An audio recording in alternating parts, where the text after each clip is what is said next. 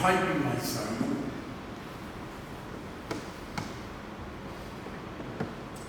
And it was about St. Hilda. Notice I'm talking about it in the past tense. It was about St. Hilda, the abbess of the Abbey of Whitby.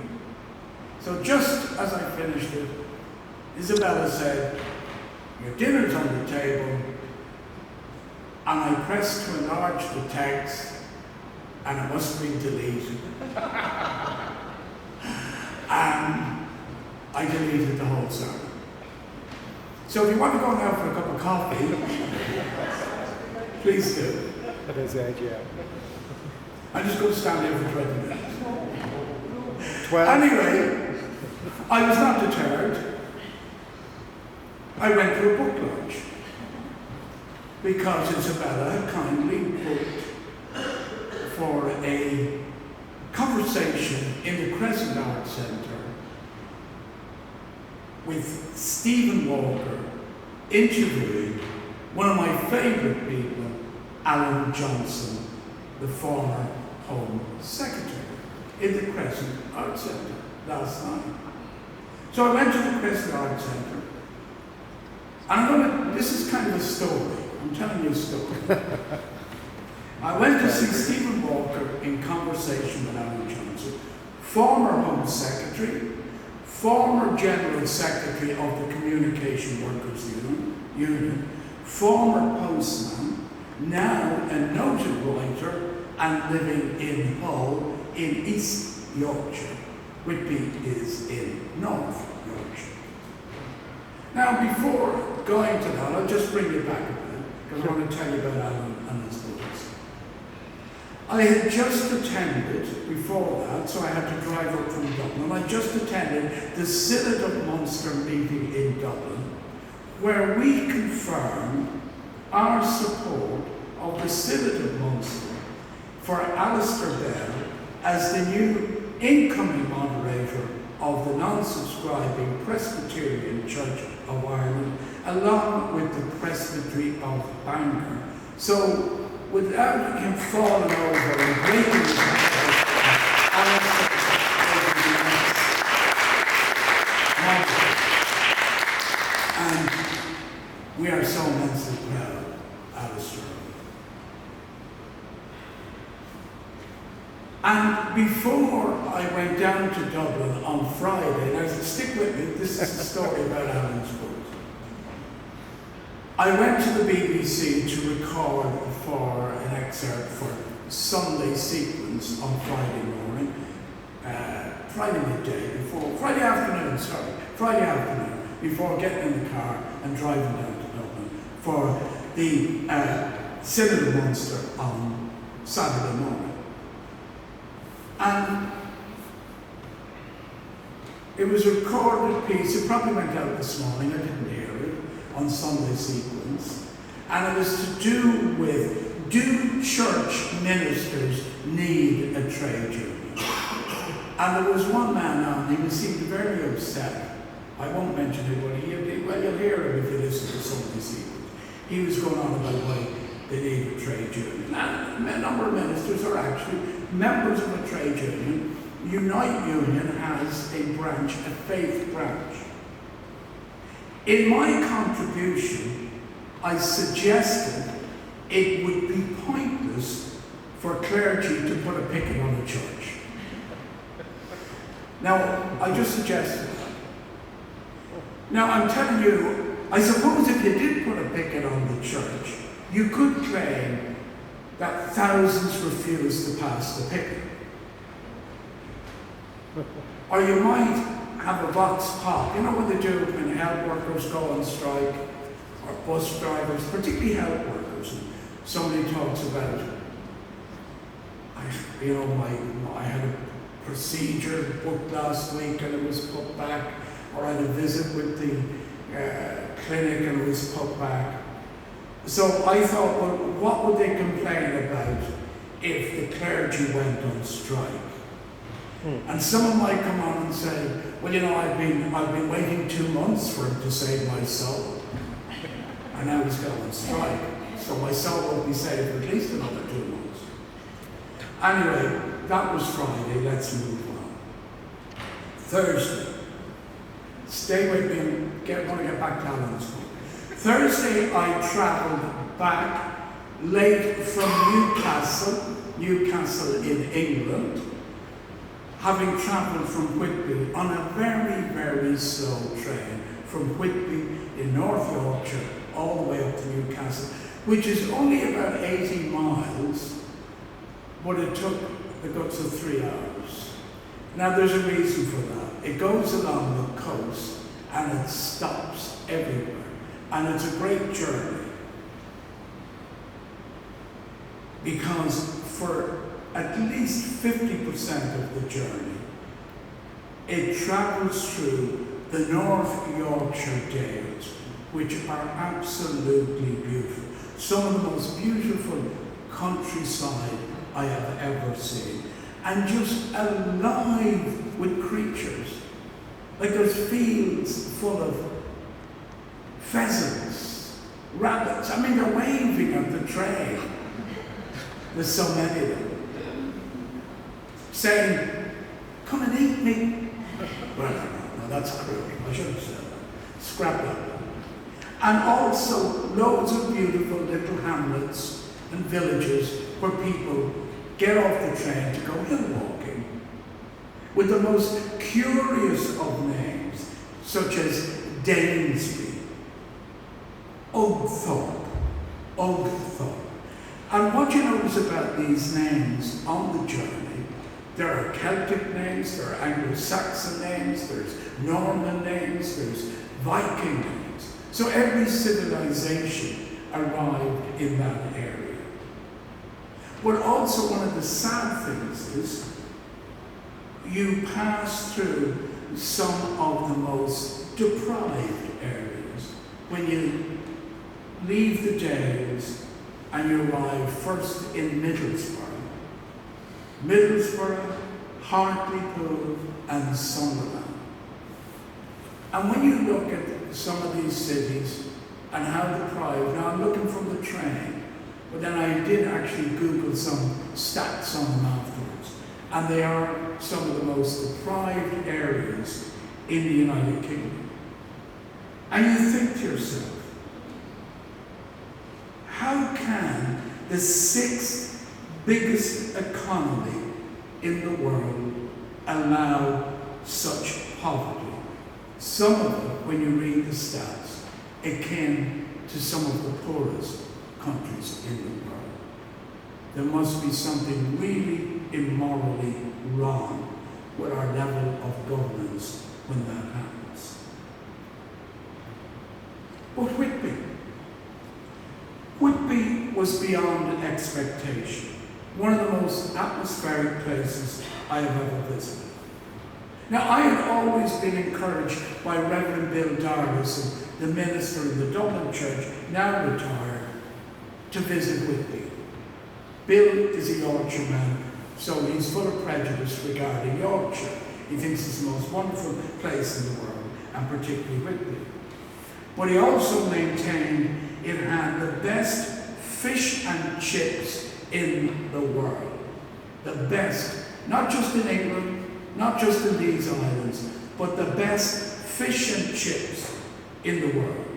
And you know what? He is right. And I had my fish and chips. Well, we had fish food for the 3 nights we were there. But I had my best fish and chips ever in the Resolution Hotel in Whitby. And it's called the Resolution Hotel because it's called after one of Captain Cook's ships. Captain Cook, he who discovered half the world when nobody else could find it because it was mystery, and he went off and he found where it was. And he said, look folks, I found it. He sailed from Whitby, and in order to do that, his ships were built in Whitby, and he himself came from Whitby. It was in Whitby that Bram Stoker, the Dublin writer, wrote Dracula. while staying in the Royal Hotel.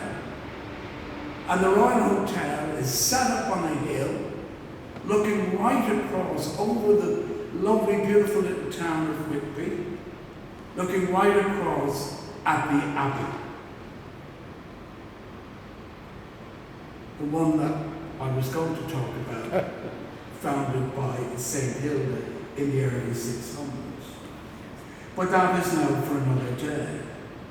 And I bought this great little book all about Whitby, all about the Abbey. There it is there. Brilliant book. Telling you everything you need to know about Hilda and the Abbey.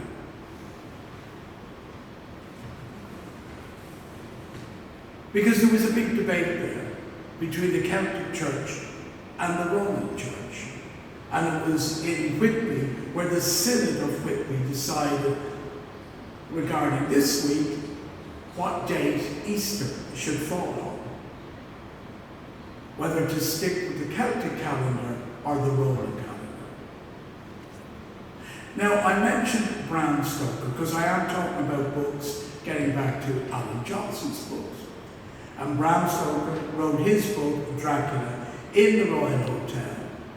And you can see how he was influenced by the atmosphere of looking across at the Abbey and a mist over the town of Whitby. You can see why he would use that as sort of food for thought. But the hotel, the Royal Hotel, was built by, wait for it, George Hudson, a local builder and a man of dubious reputation. And he also built the railway throughout that part of England. Now, I looked at a couple of pictures of George Hudson, and he's definitely a relative. He is the image of my Aunt Molly. Also, Lewis Carroll wrote The Walrus and the Carpenter in another hotel, 3 doors down from the Royal Hotel. So it would appear that everybody went to Whitby to write their books or their poems, in the case of Lewis Carroll, The Walrus and the Carpenter. But it's said he was influenced to write Alice in Wonderland from his experiences in Whitby. Now, what has all this got to do with religion, you're asking? Because I believe somewhere in the Bible it says you should read books. And of course the Bible itself is a book. As a matter of fact, it's a library of books. And on books, that's what Alan Johnson was also doing when he was talking to Stephen Walker. He was launching his new book, which is called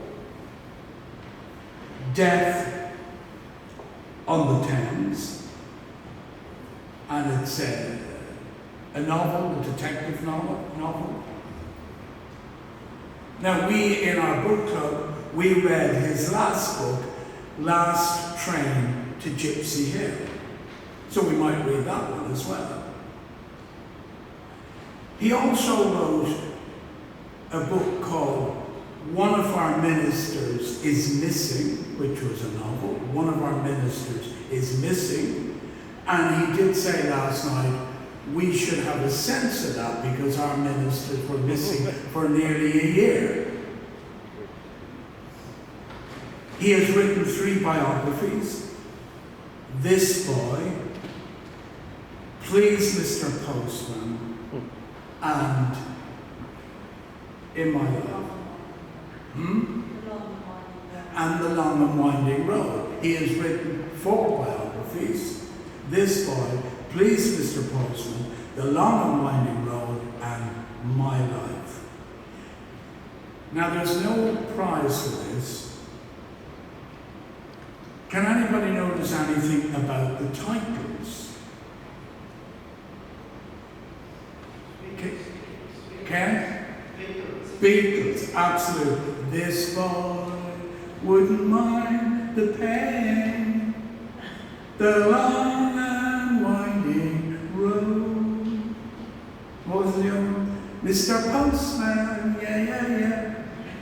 And I don't know the tune. Well, I don't know the tunes of any of them.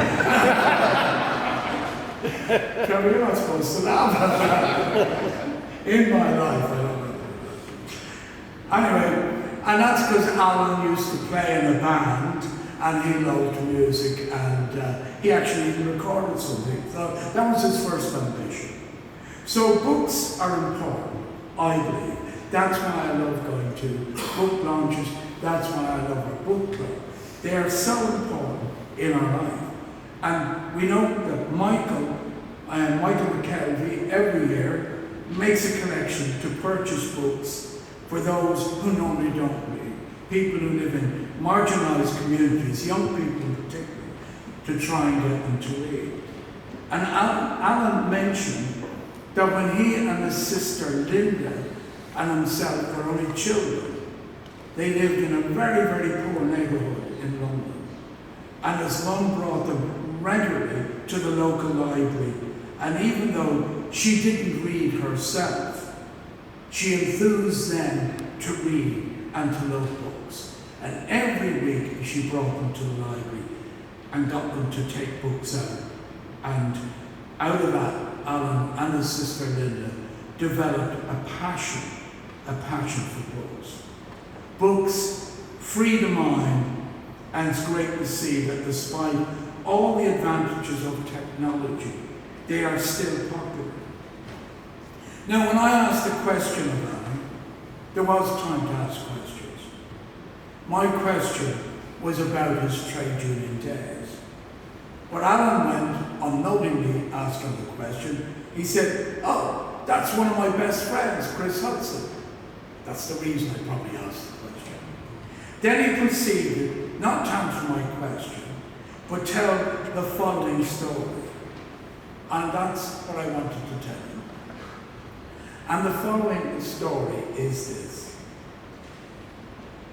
Alan and myself, this is Alan telling the story, he said, Chris and myself were in a car in Ireland driving German trade unionists, stay with German trade unionists, from the west of Ireland over to Dublin. Now, Germans are not noted for their sense of humour. This is Alan speaking. And these were German researchers who even have less humour than most other Germans. But one of the German trade unionists, whilst on the journey with Chris driving, me, Alan, sitting in the back seat, noticed a sign saying, Tipperary 2 miles. And he said, "Ach so, it is not a long way to Tipperary." Amen.